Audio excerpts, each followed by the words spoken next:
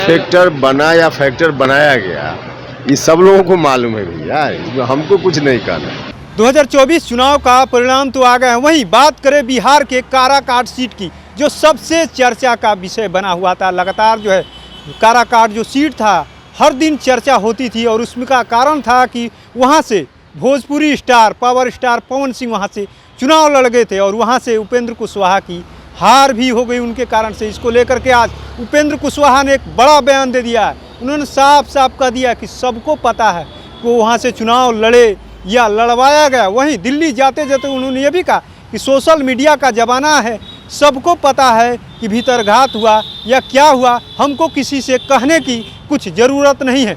सुनिए उपेंद्र कुशवाहा ने दिल्ली जाते जाते क्या कुछ कहा।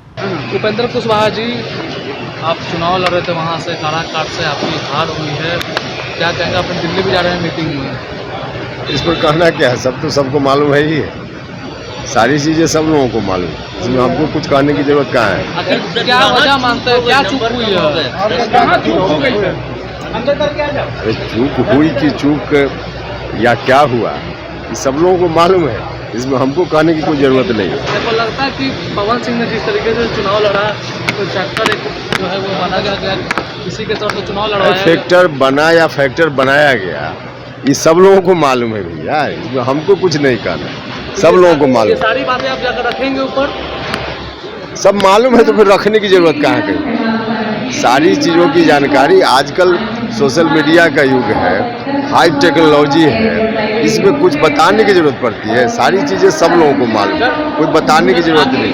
क्या उपेंद्र कुशवाहा भीतरघात के शिकार बन गए? क्या बन गए नहीं बन गए, हम तो बोल रहे हैं कि सब लोगों को मालूम है। अब हमको बोलना पड़े इसकी कोई ज़रूरत है क्या? कोई ज़रूरत नहीं, सब चीज़ सब लोगों की जानकारी है। चलिए, तो आपने सुना किस तरीके से एनडीए की बैठक में शामिल होने के लिए उपेंद्र कुशवाहा दिल्ली जा रहे थे।